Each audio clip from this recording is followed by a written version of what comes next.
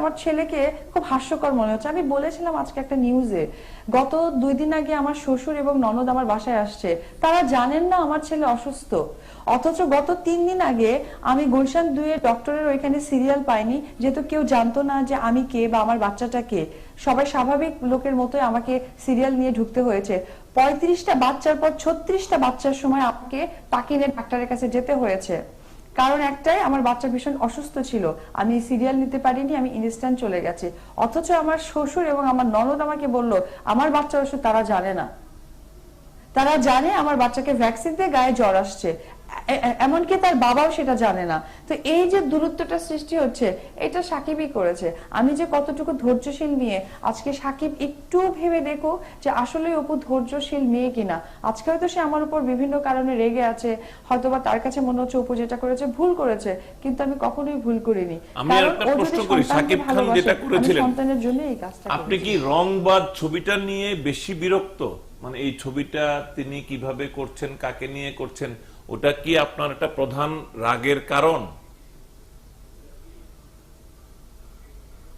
না, রংবাজ সিনেমা মূলত কারণ না, কারণ হচ্ছে আর্টিস্ট। কারণ ওই ছবিতে যে নায়িকাটা কাজ করেছে তার সাথে গত 1-1.5 সপ্তাহ আগে আমার একটা কথার কাটাকাটি হয়েছে। সেইখানে সেই মেয়েটা যে মানে প্রকাশ পেয়েছে মিডিয়াতে আমার দুটো ছবি দিয়ে, যে দুটো ছবিতে আমি হিরোইন ছিলাম। আমার বেবি কনসেপ্টের কারণে আমি যখন আড়ালে যাই, তখন ওই দুটো ছবিতে সেই হিরোইন করার পর আমি যতটুকু খবর পেয়েছি, সাকিবের সাথে তার একটা ভালো বন্ধুত্ব সম্পর্ক তৈরি হয়েছে, খুব ভালো কথা, তাতে আমার কোনো আপত্তি নাই। বাট কিছুদিন আগে তার ফেসবুক পেজে একটা ক্যাপশন দিয়েছিল ফ্যামিলি টাইম। সেটা নিয়ে যখন আমি সাকিবের ভাইয়ের সাথে কথা বলি, তখন সে আমাকে বললো যে সাকিব দেখি সেই মেয়ের সাথে কথা বলে না। তাই আমি বললাম যে এই ক্যাপশনটা দিয়েছে, এটা উঠিয়ে নিতে বলো। তখন সাকিব বলেছে যে মেয়ের সাথে আমি কথা বলে সেই ক্যাপশনটা কি করে উঠাবো। এরপরে আমি সকালে তার সাথে একটু মিশ্র কথা বলি। আমার কথাটার মধ্যে আসলে আমি একটু উচ্চ বাক্যেও কথা বলেছি এবং কয়েকটা খারাপ ভাবেও তাকে মিসবিহেভ করেছি সেই মেয়েটাকে। এরপরে ওই মেয়েটা বেশ কিছু পত্রিকাতে বলেছে যে আমি তার বড় বোনের মতো, যদি আমি তার কাছে ক্ষমা চাই তাহলে সে আবার আগের সম্পর্কে যেতে পারে। তারপরে অপু কি সাকিব খানের কেউ হয় যে অপু এইভাবে কথা বলবে? সাকিবের সমস্যা না থাকলে তার এত সমস্যা কোথায়? এইসব ছোট্ট ছোট্ট কিছু ল্যাঙ্গুয়েজ পেপার কাটিং গুলো আমার কাছে আমি রেখে দিয়েছি। এগুলো দেখার পর আমি তখন সাকিবের কে আমি প্রপোজ পাঠাই যে ওই মেয়েটা যে আমাকে নিয়ে এগুলো কথা বললো, তুমি তো জানো আমি কে, তো ও এই ধরনের কথা বলার সাহস পেলো কি করে? তুমি ওর সাথে কাজ করতে পারবা না আপাতত। একটা ছবি তুমি অন্য যে কোনো নায়কের সাথে করো, নায়িকার সাথে করো, আমার কোনো আপত্তি নাই। ইভেন আমি নুসরাত ফারিয়ার সাথে আমার একটা জায়গায় দেখা হয়েছিল, আমি তাকে বলেছিলাম আপু তুমি কাজ করো। আমি তানজিল তিশা একটা মেয়েকে আমি নিজে থেকে ফোন করে বলেছি তুমি করো। সাকিব যে বললো অপুকে নেওয়া হয়নি দেখে অপু রেগে গেছে, আমাকে নেওয়ার যদি রাগ করে থাকে তাহলে আমি তানজিল তিশা এবং নুসরাত ফারিয়া তার সাথে কিন্তু আমি নিজে থেকে একটা বউ হয়ে বা একটা হিরোইন হয়ে কিন্তু আমি কখনোই কথা বলতাম না। বাট ওই মেয়েটা আমাকে যেভাবে কথা বলেছে, আমি এটা স্বাভাবিকভাবে আমি বলতেই পারি আমার পরিবারের কাছে যে সে যে কথাগুলো বলেছে আমাকে ভালো লাগেনি। আমি একটু অপবিশ্বাস আমি একটু সাকিব খানের মতামতটি নিতে চাই এই ব্যাপারে। অপবিশ্বাস, সাকিব খান যেহেতু আছেন আমাদের সাথে, সাকিব খান আশা করছি আপনি শুনতে পাচ্ছেন আমাদের এই কথোপকথন। আমি শুধু একটি বিষয়ই জানতে চাই, যেটি বারবার অপু বলছেন যে তিনি বাচ্চা মানে হওয়ার যে প্রক্রিয়া, সেই প্রক্রিয়া শুরু হওয়ার পর থেকেই আপনাকে আর কোনোভাবেই কাছে পাচ্ছেন না, বাচ্চা হওয়ার সময়ও তিনি আপনাকে কাছে পাননি। তো হঠাৎ করে এই দূরত্ব কেন? বোঝাই যাচ্ছে আপনারা আলাদা থাকছেন, আপনারা একসাথে সংসার করতেন, আপনাদের দাম্পত্য জীবন আছে, আপনারা স্বামী স্ত্রী, আপনারা এই 1 বছর ধরে মানে আপনার সন্তান আসার পর থেকে এই বিচ্ছিন্নতা কেন? তার মানে তো আপনারা একসাথে সংসার করছেন না। সাকিব খান,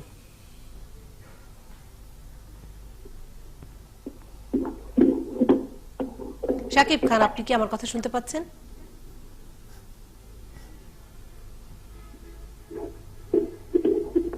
সাকিব খান আপনি কি আমার কথা শুনতে পাচ্ছেন? হ্যালো, জি আপনি শুনতে পাচ্ছেন? জি জি জি শুনতে পাচ্ছি। জি, অপু যেটি বলছেন যে আপনারা একসাথে সংসার করেছেন, ঘর করেছেন এবং আপনার পরিবারকে উনি শ্বশুরবাড়ি বলছেন, আপনার মাকে উনি শাশুড়ি বলছেন, আপনারা একসাথে দাম্পত্য জীবন ছিল আপনাদের। কিন্তু গত 1 বছর যখন থেকে এই সন্তান আসবার প্রক্রিয়া শুরু হয়, তখন থেকে তিনি আপনাকে আর পাচ্ছেন না, সন্তান হবার সময় আপনি ছিলেন না এবং বাংলাদেশে আসার পরও আপনি কোনোভাবেই অপুকে সময় দিচ্ছেন না এবং বোঝা যাচ্ছে আপনারা আলাদা থাকছেন, এক বাড়িতে থাকছেন না, আপনাদের দাম্পত্য জীবন নেই এই মুহূর্তে অন্তত 1 বছর। সেটির কারণ কি? মিথ্যাচারের আমি ঘোর বিরোধিতা করলাম, মিথ্যাচারের আমি ঘোর বিরোধিতা করলাম। মানুষের মিথ্যা কথা বলার একটা লিমিট থাকা উচিত, মানুষের মিথ্যাচারের একটা লিমিট থাকা উচিত। আমি সে যখন যা বলেছে আমি কি করিনি। আজকে একটা রংবাজ ছবি নিয়ে কথা হলো, রংবাজে সে নায়িকা হচ্ছিল আর আমি করতে পারলাম না, বিধায় হচ্ছে আমি ভিলেন হয়ে গেলাম। আর আজকে হলে গিয়েছে সেখানে হলে গিয়েছে তার ব্যাক টু ব্যাক সে আর একটা ছবি এন্ট্রি করলে গেছে অপুর সংসদ নামে, সেও তো আরেকটা ছবি এন্ট্রি করেছে অপুর সংসার নামে। তার প্রডিউসারকে তার হিরোকে মানে দেখেন, তারপর একটা পরে তো আমি দুদিন পরেই বলবো। যাই হোক, সেটি আপনারা কিভাবে মেটাবেন সেটি আপনাদের ব্যক্তিগত ব্যাপার, কিন্তু শাকিব খান যেটি জানবার আগ্রহ ছিল যে আমি বলছি আর দুদিন পরেই সমস্ত মানুষ জেনে যাবে এটা শাকিব খানকে ডুবানোর জন্য হচ্ছে একটা কঠিন ষড়যন্ত্র, যে ষড়যন্ত্র উপবিশ্বাস সৃষ্টি হয়ে গেছে। যাই হোক, শাকিব খান সেখানে আপনাদের সন্তানও আছেন, তার জীবন অনিরাপদ করাটা কতখানি ঠিক হবে সেটি আপনারা ভেবে দেখবেন। আমি তার জন্য যদি নিরাপদ, আমি যদি ইনাই করতাম, তাকে যদি মূল্যায়নে না করতাম, তার জন্য আমি এত লাখ লাখ কোটি কোটি টাকা দিয়ে আসতাম না। শাকিব খান, আমার প্রশ্নটি আরো একবার আপনার কাছে, সেটি হলো যে আপনারা গত 1 বছর ধরে তার মানে বিচ্ছিন্ন থাকছেন, আলাদা থাকছেন। আমি আমার সন্তানকে এভাবে দেখবো আমি কোনদিন ভাবিনি। আমি আমার শাকিব খানের সন্তানকে দেখবো। আপনার স্ত্রী সন্তানকে কাছে রাখছেন না কেন? সেটা তাকে জিজ্ঞেস করেন না। অনেক ভাই, ধন্যবাদ। আপনি একটু নেতৃত্ব নেন এখানে। শাকিব খান, আপনি লিডারশিপ নেন। You are more powerful, you are stronger. আপনাকে জন্য এটা মানানসই। আপনি একটা ইতিবাচক ভূমিকা নেন, বাবার ভূমিকা নেন। আমাদের মতই চলে, সেটা কে বললো? কিন্তু কথা হলো কি, আজ অনেক বড় বড় ডিসিশন তো লোকের মেয়ে মানুষের কথাই চলে। তাই জানি না উপবিশ্বাস এই প্রসঙ্গে, আপনি আপনার মায়ের কথাই অনেক শোনেন। উপবিশ্বাস এই প্রসঙ্গে বলছেন যে তিনি কোনোভাবে আপনাকে পৌঁছাতে পারছেন না, তিনি চেষ্টা করেও আপনাকে রিচ করতে পারছেন না, এক ধরনের দূরত্ব তৈরি হয়ে গেছে, উনি বুঝতে পারছেন না কেন। উনি সেটি বলেছেন, আপনি হয়তো খেয়াল করেননি, উনি একবার চেষ্টা করে লিমিটেশন থাকা উচিত, এবং আপনার সাথে একটা দূরত্ব তৈরি হয়েছে কেন সেটা উনি বুঝতে পারছেন না। যদি কাউকে কারো বিরুদ্ধে ব্লেম দিতে চায়, অনেক কিছুতেই দিতে পারে। আমার আর কিছু বলার নেই, বাট আমি আমার সন্তানকে এইভাবে দেখতে চাইনি। আমার আবরারকে টিভি স্ক্রিনে এত বিতর্কিত ভাবে আসবে, আমি এটা কোনো দিনই চাইনি। শাকিব খান, এটা আর বাড়তে দিয়েন না ভাই, আপনার সন্তানের স্বার্থে এটা অনুরোধ আপনাকে। যাই হোক, শাকিব খান, নিশ্চয়ই এটির একটি অবসান হবে এবং নিশ্চয়ই সেটি একটি ইতিবাচক অবসান। আমরা শাকিব খান এবং অপু বিশ্বাস দুজনকেই বাংলা সিনেমার জগতে অত্যন্ত গুরুত্বপূর্ণ মনে করি। আপনি গিয়ে দেখেন যে আজকে একটা অপু সংসার নামে একটা সিনেমা এন্ট্রি হলো, সে সিনেমার নায়ককে, সেই সিনেমার প্রডিউসারকে, সেই সিনেমার সমস্ত কিছুকে এটা জিজ্ঞেস করি আমরা অপুকে, আমার সব অপোজিশন পার্টি। শাকিব খান, কিন্তু তারপরেও আমি আপনার কাছে কিন্তু প্রশ্নের উত্তরগুলো পেলাম না। কেন আপনারা আলাদা থাকছেন? কেন আপনার স্ত্রী সন্তান আপনার কাছে থাকছে না? বাবার ভালোবাসা, স্বামীর ভালোবাসা, স্ত্রীর মর্যাদা, এই সমস্ত কিছুকে একসাথে করে কেন আপনারা থাকছেন না? সেই প্রশ্নের উত্তরটি কিন্তু আমরা পাই না। বলেন, আর কি করে মর্যাদা দিব? চাকরের মতোই তো খেতে গেলাম।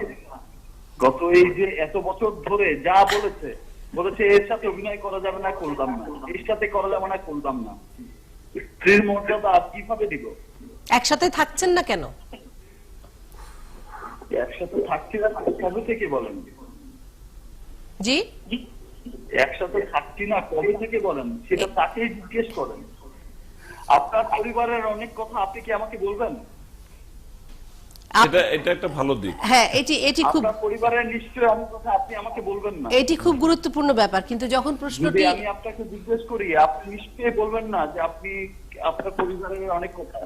নিশ্চয়ই, এবং সেটা খুবই সেই তবে এটা আমার জন্য অনেক দুঃখজনক ছিল। আমি অনেক কেঁদেছি আজকে।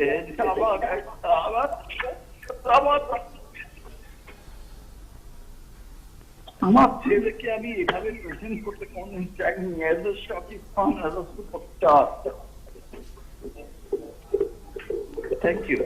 অনেক ধন্যবাদ শাকিব খান আমাদের সাথে যুক্ত হওয়ার জন্য এবং আমাদেরকে এতটা সময় দেওয়ার জন্য। অপু বিশ্বাস, আপনাকে অনেক ধন্যবাদ।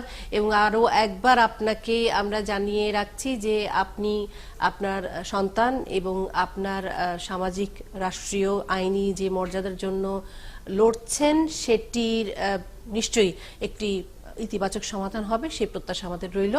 আপনাকে আরো একবার ধন্যবাদ জানাচ্ছি অপু বিশ্বাস আমাদের সাথে সময় দেওয়ার জন্য।